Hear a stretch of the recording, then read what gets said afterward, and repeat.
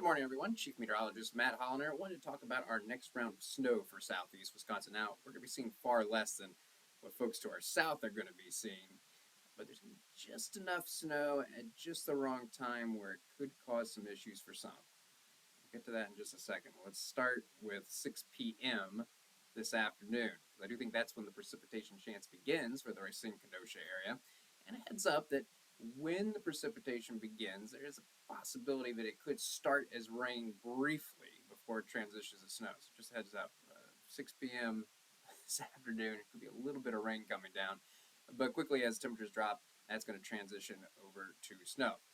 Now, one other thing I want to mention is I show you this model, and really this is a case with a lot of models. The models do good at picking up on heavy snow. They don't do a very good job of showing where light snow and snow flurries are going to be occurring. And I think that's going to be the kind of stuff that we're going to be seeing around the Madison area. So what I'm going to show you here is almost going to indicate like Madison's going to be completely dry, but I don't buy that completely. I think there could be some occasional flurries of snow and isolated snow showers. Certainly nothing big, but just keep that in mind.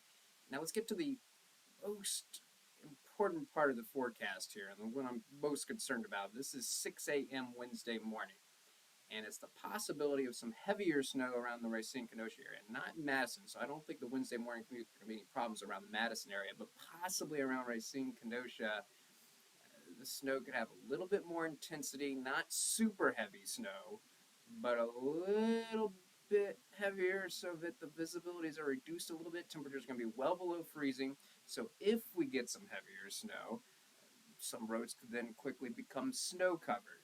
So I don't think it's going to be a nightmare of a morning commute, but I do think it's going to be slower than usual. So I would give yourself a little bit of extra time Wednesday morning to get to work or school. There's a chance of snow, and perhaps some heavier snow will continue around lunchtime on Wednesday. By the time we get to the evening commute, though, on Wednesday, I think the chance for any heavier snow is over with. It's probably just going to be isolated snow showers, flurries around the Racine-Kenosha area. And you jump ahead to midnight Thursday, and it almost looks like, hey, snow's almost over, right? Not quite. Because look when we jump ahead to 6 a.m. Thursday morning. Notice how it seems like it's coming back. Well, what this actually is a band of lake effect snow. Still some uncertainty exactly where it sets up. This is often the case when we forecast these lake effect snow bands. The model's kind of shifting on exactly where it's going to occur, but most of the models are showing, like this one does, that it's going to be to the south of us. Still a possibility it could get awfully close to the Racine-Kenosha area, and so that's kind of the biggest uncertainty in the forecast right now is how much of that lake effect snow do we see on Thursday. Here we are at noon, and notice we might be right on the edge of it. And so I got to keep that chance for some lake effect snow around the Racine-Kenosha area going through the day on Thursday. Notice by 6 p.m. Thursday it's starting to go away again, and it looks like largely Thursday night is going to be dry. So how much snow are we talking about? Well, as I mentioned, we weren't seeing any snow over the Madison area on that particular model. I like this model at least showing the possibility for a few tenths of an inch. A place like Beaver-Dam, Madison, nothing over around the La Crosse area. But notice how the totals get higher in the far southeastern quarter of the state. It certainly looks like Racine-Kenosha are going to see the highest snow totals. The question is, how high? The scary thing about this forecast is you look down just to the south, and there's some much higher snow totals. So my only concern is if that lake effect snow band, for example, was to set up just a little bit farther north, that could really boost the totals a little bit more for the Racine-Kenosha area. This is certainly a possibility with maybe 1.5 inches to 2 inches, but it could be more than that, depending on exactly what happens with that lake effect snow band. So let's talk about possibilities, because that was just one model. So let's talk about what all the models are showing. And the low end, we're talking about Racine-Kenosha getting 1 inch of snow.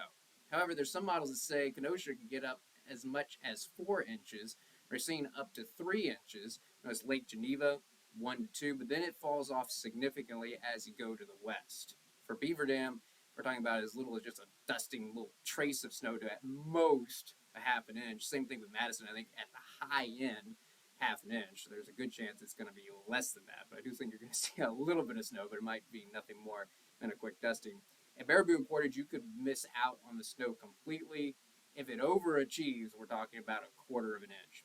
So no issues for Beaver Dam, Madison, Baraboo, Portage, but Lake Geneva, Racine, Kenosha, particularly for that Wednesday morning commute.